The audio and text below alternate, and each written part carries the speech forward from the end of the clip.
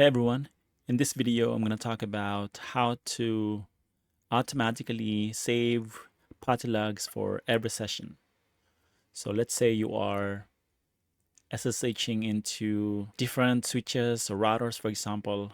There's a way to automatically save the logs for your session. All right, so the first step is to open PuTTY. So let me go ahead and open PuTTY.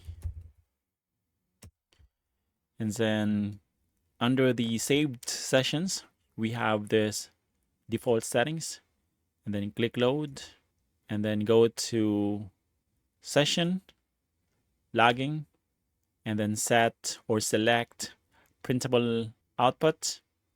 And here you can specify the file name or the log file name. So in my case, I have this folder on my desktop, PuTTYLogs. The file name can contain, it says here, the file name can contain this for year, month, D for date, and T for time, and H for host name, and P for the port number. So I have the file name prepared here. So I will just copy and paste that. Okay, so I have the host name, the year, month, date, and time, and .log, right? And then I go back to the session tab or section, and then I click the I click the default settings and then save. Okay, so now we can try to SSH into a couple of devices here and see what happens. Okay, so the host name is this. It's a Cisco NXOS device. Open. Actually, let me show you the folder that I have here, which is this. So empty, right? So the password was admin.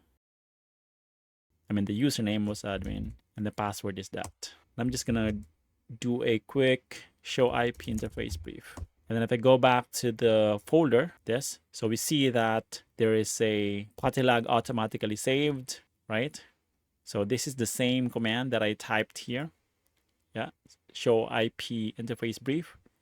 And if we check the timestamp or the file name, we got the host name, the year. So let me go back here. No, we don't have that. Let me go back to, let me open another PuTTY session because I want to show you what happened to the, I want to show you the file name. So we got the year, the host name, the year, the month, and the date, and of course the time.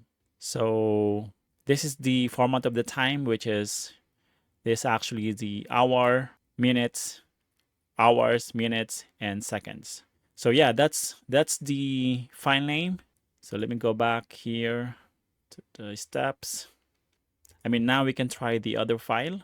We can try the other device. So go back, session, open, and username is admin, and the password is this. And let's do show version here. Okay, and if I go back to the same folder, this is a iOS XR device, which is this. So this is the same command that I did in the PuTTY session or PuTTY. All right, so yeah, that's how you can automatically save PuTTYLogs for your every session. So this is useful, like I said, if you want to save, the outputs of the commands that you are executing on your devices. All right, so hopefully you found this video useful. If you did, don't forget to hit like, subscribe, and I'll see you on the next one. Bye for now.